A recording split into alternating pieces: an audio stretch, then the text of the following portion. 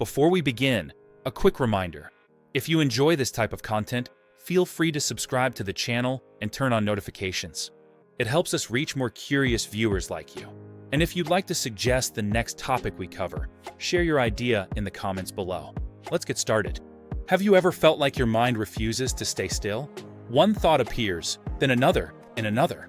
Suddenly you're drifting through an endless flow of ideas, worries, memories, and plans. Is this a flaw, or simply part of how the brain naturally operates?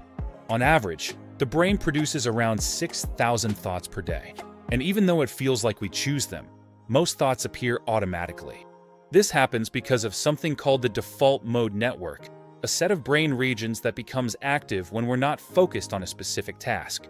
When the mind wanders, this network lights up.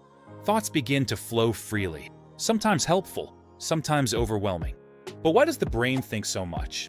The answer goes back to evolution. Our brain is always analyzing the world, comparing what's happening now with past experiences, searching for patterns and possible threats.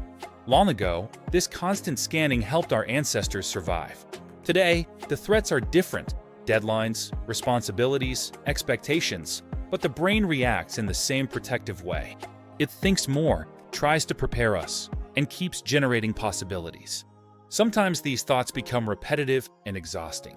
We replay the same moment, feel the same worry, or revisit the same uncomfortable memory. This cycle is known as rumination, a mental loop where the brain tries to solve a problem but gets stuck instead.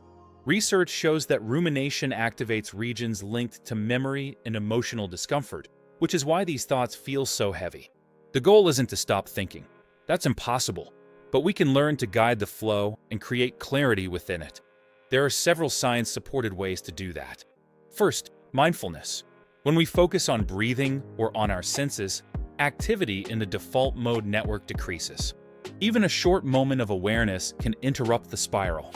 Second, writing. Putting thoughts on paper turns them from vague and drifting into something clear and contained. The brain stops repeating them because they now have a place to go.